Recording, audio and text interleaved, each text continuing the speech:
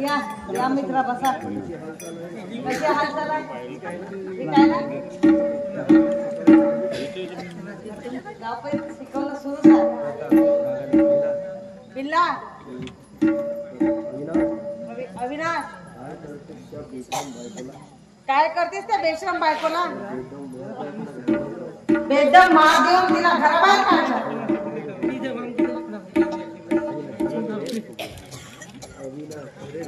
अरे रे रे अरे तुझ्या सुखी संसाराला तिला कलंक लावला. एवढा सोन्यासारखा पती असून तिने दुसऱ्या माणसावर प्रेम केला. काय म्हणावं आजकालच्या स्त्रियांना? नवऱ्याने थोडीशी लक्ष घराकडे दिली नाही तर दुसरं फक्त प्रेमाचे चाळीस करतात. अरे सत्ययुग सोडून कलियुग चालू झाला. आजकालचा जमानाच बदलत चालला. भारत माता इसको कुछ नहीं आता. इथे कसे काय येणे झाले? अरे बिल्ला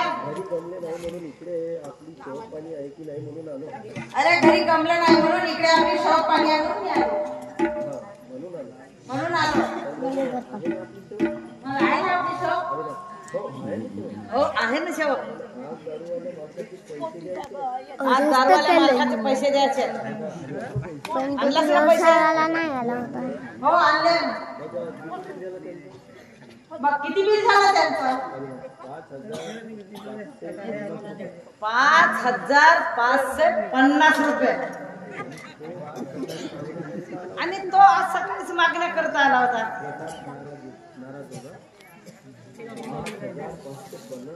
5,550 झाले का? फुकटी दारू पाहिजे का बे? बरं आणलास ना मित्र तेवढे पैसे?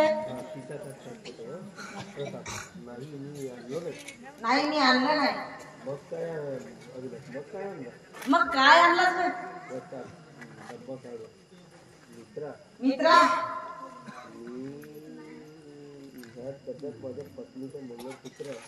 या डब्यात माझ्या पत्नीचं मंगळसूत्र. मग हो काय? पैसा नाही म्हणून काय झालं? आपण हेच द्यायचं त्याला. मग ठीक आहे. या डब्यात पाहून घ्या माल आहे की नाही. या डब्यात पाहून घ्या माल आहे की नाही. अरे अरे माझा विश्वास आहे तुझ्यावर. अरे तिला आंध्र तिकडून 2 शिशान. ठीक आहे गुरु. आता आणि 2 डॉक्टर सांगतो. मित्रा अरे माझी परिस्थिती तुझ्यासारखीच होती. अरे माझी बायको तुझ्या बायकोसारखी होती. बटाटे पोहे वाटायचे ते मला मुळीच सहन झाले नाही. अरे तू आपल्या बायकोला घराबाहेर काढला.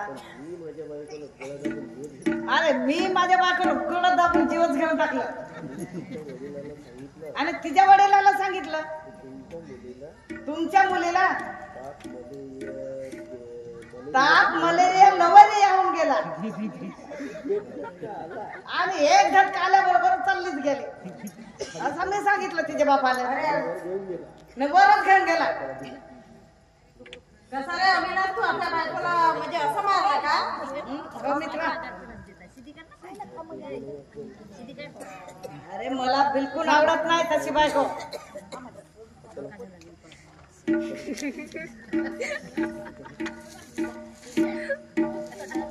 गुरु आणलंच का? माझ्या मित्राला दे. माझ्या मित्राला घ्या घ्या तुमच्या दारूच्या शिशी असा घ्या. एवढी मोठी पैसे उतरा पडशील ना पे.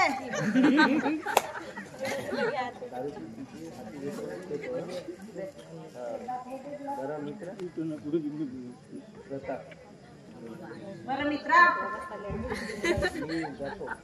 मी जातो पुन्हा भेटू केव्हा तरी ये बे ये जा.